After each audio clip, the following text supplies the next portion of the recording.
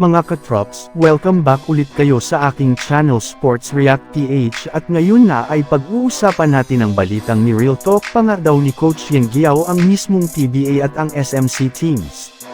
Pag-uusapan na rin nga natin ngayon dito sa ating panibagong video ang posibilidad na pagkuha pa ng Los Angeles Lakers kay Kelly Oubre Jr.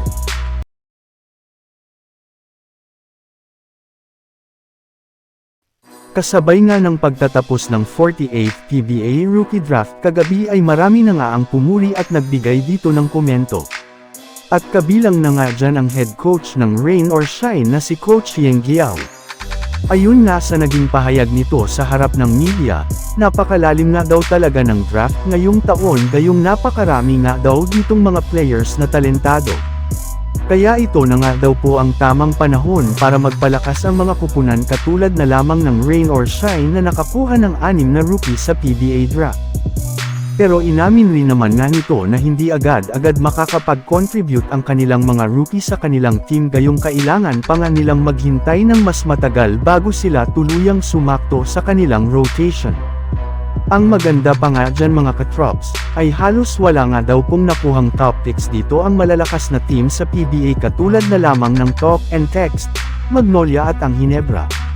Ang pinag-aalala lamang nga daw po niya ngayon ay ang posibilidad na baka sa susunod na 1 o 2 taon mapapunta lamang sa mga nabanggit niyang team ang mga top talents ngayong PBA draft. Yes, kailangan na nga daw po magseryoso ang mga team sa mga nakuha nilang bagong players sa draft ngayong taon gayong dahil kung hindi ay magiging incubator lamang nga sila ng mga SMC at MVP teams.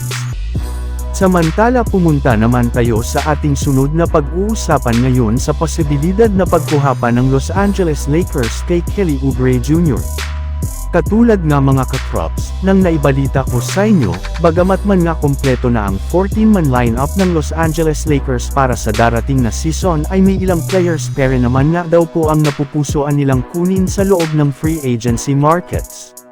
Yes, as of now nga ay meron pero namang natitirang isang bakanteng pwesto ang Lakers sa kanilang kasalukuyang lineup na maaari nilang gamitin upang makakuha pa sila ng isa pang bagong player ngayong off-season.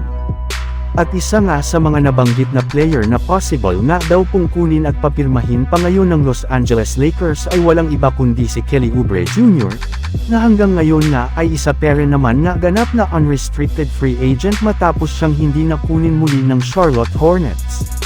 Para nga sa inyong kaalaman, nag-average nga si Oubre last season ng 20.2 points at 5.2 rebounds per game na maaaring mapakinabangan ng Los Angeles Lakers sa kanilang mga laro sa darating na season. So yun lang nga mga katrops ang handog ko sa inyong storya ngayong araw. Sana nag-enjoy kayo. Please like and subscribe my YouTube channel Sports React PH para sa iba pang storya at update patungkol sa NBA. Kita-kits muli sa ating susunod na video.